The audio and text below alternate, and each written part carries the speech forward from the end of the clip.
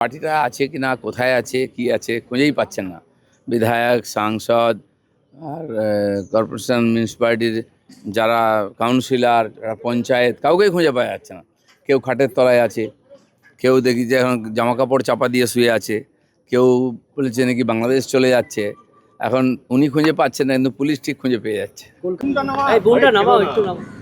আজকে দিল্লিতে ইন্ডি জোট মিটিং হতে চলেছে, মমতা ব্যানার্জি অভিষেক ব্যানার্জির কাছে পৌঁছে গেছে। ইন্ডি জোটটা কোথায় আছে এটা খোঁজ করতে গেছেন, আদৌ আছে কিনা। যখন ওনারা ডাকতেন মমতা ব্যানার্জিকে, উনি যেতেন না, সময় ছিল না। এখন উনি গেছেন, জানি না কার সময় আছে ওনার সঙ্গে দেখা করার। এসব গল্প অনেক হয়ে গেছে।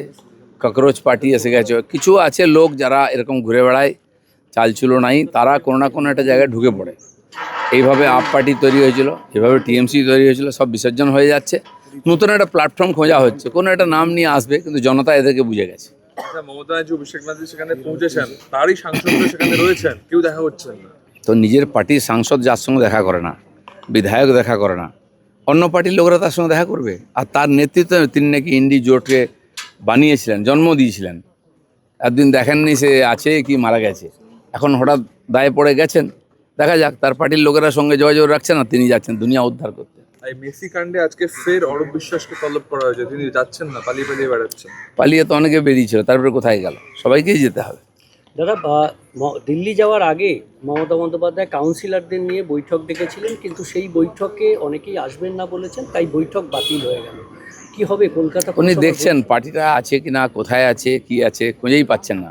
বিধায়ক, সাংসদ আর কর্পোরেশন মিউনিসিপ্যালিটির যারা কাউন্সিলর, যারা পঞ্চায়েত, কাউকেই খুঁজে পাওয়া যাচ্ছে না। কেউ খাটের তলায় আছে, কেউ দেখি যে এখন জামা কাপড় চাপা দিয়ে শুয়ে আছে, কেউ বলেছে নাকি বাংলাদেশ চলে যাচ্ছে। এখন উনি খুঁজে পাচ্ছেন না, কিন্তু পুলিশ ঠিক খুঁজে পেয়ে যাচ্ছে। কলকাতা পুরসভার ভবিষ্যৎ কি? ভবিষ্যৎ কী আছে? পশ্চিমবাংলার ভবিষ্যৎ ভাবুন। এসব নির্বাচন হয়েছে, আজ যাবে কাল যাবে, হয়তো 6 মাস 1 বছর আগেও চলে যেতে পারে। সমস্ত পঞ্চায়েত, সমস্ত পুরসভা, কর্পোরেশনের একই হালত, কাউকে খুঁজে পাওয়া যাচ্ছে না। কারণ যারা জোর করে লুট করে জিতেছিল, তারা মানুষের সামনে যেতে সাহস পাচ্ছে না। দাদা, পার্লামেন্টে তো তৃণমূল প্রায় এখন নিশ্চিহ্নর পথে, এই ব্যাপারে কি বলবেন? জানি না, তাদের সাংসদরা তো আছেন, আর তৃণমূলের নামে থাকবেন কি অন্যভাবে থাকবেন। যেমন পশ্চিমবাংলায় অপারেশন হয়ে গেল, আমার মনে হয় ওখানেও তাড়াতাড়ি অপারেশন হয়ে যাবে। কোনোদিন গ্রিপ ছিল না ওনার, মমতা ব্যানার্জির। হুলিগানদের একটা টিম ছিল, কামাও খাও ভাগ দাও, এভাবে চলছিল। এখন উপরের থেকে সরকারি চলে গেছে, পুলিশ তাদের প্রোটেকশন, তো পুলিশ এখন অ্যারেস্ট করছে, কোমরে দড়ি বেঁধে ঘোরাচ্ছে, কলার ধরে টেনে নিয়ে যাচ্ছে। তাই সবাই পালাচ্ছেন, পাবলিকও খেপে গিয়ে ধরছে রাস্তাঘাটে, কমপ্লেন হচ্ছে। তো সেই জন্য সবাই এখন নিজের অস্তিত্ব বাঁচাতে ব্যস্ত, পার্টি তো চলে যাক। অভিষেক ব্যানার্জি বারবার সিআইডি যে হাজিরা সেটা এড়িয়ে যাচ্ছেন, আজকেও দিন রয়েছে, তিনি আজকে দিল্লি উনিও এড়াচ্ছেন, ওনার পার্টির এমএলএ এমপিরাও এড়াচ্ছেন। কতদিন এড়াবেন? আইনের সামনে আসতেই হবে সবাইকে। যদি নির্দোষ থাকেন তো নির্দোষ হবেন, দোষ করলে সাজা পেতেই হবে। হাওড়াতে গুজরাটের শিল্প আসছে, দুধ শিল্প, হোয়াইট রেভলিউশন দিয়ে শুরু পশ্চিমবঙ্গের নতুন সরকারের শিল্প। দুটো বড় প্রজেক্ট হচ্ছে। আমুল এখানে অনেক বড়, আপাতত 600 কোটি টাকা ইনভেস্ট করছে, এবং আগামী 10 তারিখ বা 13 তারিখ তার উদ্বোধন আছে, আমাকে ওনারা বলেছেন। এছাড়া আমাদের মার্কেটিংয়ের তরফ থেকে একটা বড় প্রজেক্ট তৈরি করা হচ্ছে ওখানে ডেবরার কাছে, নদীর ধারে। সেটাও খুব বড় একটা প্রোগ্রাম সরকারের তরফ থেকে হচ্ছে। তো এই ধরনের নতুন নতুন প্রজেক্ট শুরু হয়ে যাচ্ছে। যারা রেডি ছিলেন, জমি ছিল, করছেন। বাকিরা জমির খোঁজে আসছেন, কথা বলতে আসছেন, কথাবার্তা চলছে, কোথায় কোথায় তাদের জায়গা দেওয়া যায়, কী ধরনের বিজনেস করবেন। সরকারি সিস্টেমটা তো অনেকদিন ধরে চাপা পড়ে গেছিলো, সেটাকে একটু উদ্ধার করে নিয়ে এলে ফটাফট কাজ শুরু হবে। দমদমের পর যাদবপুর, আবার মধ্যরাতে উচ্ছেদ। উচ্ছেদ তো দেখুন, ফুটপাত দখল করে বসে আছে, স্টেশন প্ল্যাটফর্ম দখল করে বসে আছে। তো যেটা সাধারণ মানুষের জন্য আছে, জনজীবন যদি স্তব্ধ হয়ে যায় কটা লোকের জন্য, তাহলে পশ্চিমবঙ্গ এগোবে কী করে? যারা ওখানে বসে আছেন তাদেরকে ভাবতে হবে, অন্য জায়গা দেখুন। সরকারও ভাবছে, কিন্তু এত হাজার হাজার লোক কবজা করে সবার জন্য তো জায়গা দেওয়া সম্ভব নয়। যেটা যেটা দরকার আছে, রাস্তা খালি করা, জায়গা খালি করার জন্য সরকারও ভাবছে, কিন্তু সমাধানটা কি? আগে হচ্ছে জায়গা ছাড়তে হবে।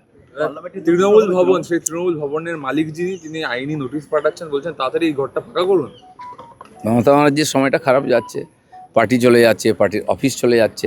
ভাবুন আপনি কীরকম একটা পার্টি ছিল, অফিসও দখল করে বসে আছে, জায়গা দখল করে, অন্যান্য জায়গায় দোকানপাট, ঘর দখলদারি চলছিল। মানুষ তার কবজা হাঁটিয়ে এখন দখল করছে, তার বাড়ি তিনি যদি না দেন মালিক কার্যালয়ের জন্য, তো ছেড়ে দিতে হবে। দাদা, আপনি একসময় মেদিনীপুরের এমএলএ ছিলেন। মেদিনীপুরের প্রাক্তন এমএলএ সুজয় হাজরা গ্রেপ্তার হয়েছে। আমি মেদিনীপুরে ছিলাম না, খড়গপুরে ছিলাম। হ্যাঁ, প্রাক্তন এমএলএরা বর্তমান এমএলএরাও জেলে যেতে পারে টিএমসির, কারণ সবাই সমান দোষে দুষ্ট। মানুষ ভয়ে কমপ্লেন করতো না, সবাই কমপ্লেন শুরু হয়েছে। থানায় কমপ্লেন হলেই পুলিশ কিছু না কিছু করবে। পার্টিটা আছে কি না, কোথায় আছে, কি আছে, খুঁজেই পাচ্ছেন না।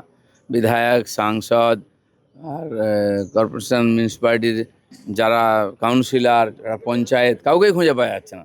কেউ খাটের তলায় আছে, কেউ দেখি যে এখন জামা কাপড় চাপা দিয়ে শুয়ে আছে, কেউ বলেছে নাকি বাংলাদেশ চলে যাচ্ছে। এখন উনি খুঁজে পাচ্ছেন না, কিন্তু পুলিশ ঠিক খুঁজে পেয়ে যাচ্ছে। এই বোনটা নামাও, একটু নামাও। দিল্লিতে আজকে দিল্লিতে ইন্ডিজোট মিটিং হতে চলেছে, মমতা ব্যানার্জি অভিষেক ব্যানার্জির সঙ্গে পৌঁছেছেন। পৌঁছে গেছে। ইন্ডি জোটটা কোথায় আছে এটা খোঁজ করতে গেছেন, আদৌ আছে কি না। যখন ওনারা ডাকতেন মমতা ব্যানার্জিকে, উনি যেতেন না, সময় ছিল না। এখন উনি গেছেন, জানি না কার সময় আছে ওনার সঙ্গে দেখা করার। এসব গল্প অনেক হয়ে গেছে, ককরোচ পার্টি এসে গেছে। কিছু আছে লোক যারা এরকম ঘুরে বেড়ায়, চালচুলো নাই, তারা কোনো না কোনো একটা জায়গায় ঢুকে পড়ে। এইভাবে আপ পার্টি তৈরি হয়েছিল, এভাবে টিএমসি তৈরি হয়েছিল, সব বিসর্জন হয়ে যাচ্ছে। নতুন একটা প্ল্যাটফর্ম খোঁজা হচ্ছে, কোনো একটা নাম নিয়ে আসবে, কিন্তু জনতা এদেরকে বুঝে গেছে। আচ্ছা, মমতা ব্যানার্জি অভিষেক ব্যানার্জি সেখানে পৌঁছেছেন, তারই সাংসদরা সেখানে রয়েছেন, কেউ দেখা হচ্ছেন না। তো নিজের পার্টির সাংসদ যার সঙ্গে দেখা করে না, বিধায়ক দেখা করে না, অন্য পার্টির লোকরা তার সঙ্গে দেখা করবে। আর তার নেতৃত্বে তিনি নাকি ইন্ডি জোটকে বানিয়েছিলেন, জন্ম দিয়েছিলেন। একদিন দেখেননি সে আছে কি মারা গেছে, এখন হঠাৎ দায়ে পড়ে গেছেন। দেখা যাক, তার পার্টির লোকেরা সঙ্গে যোগাযোগ রাখছে না, তিনি যাচ্ছেন দুনিয়া উদ্ধার করতে।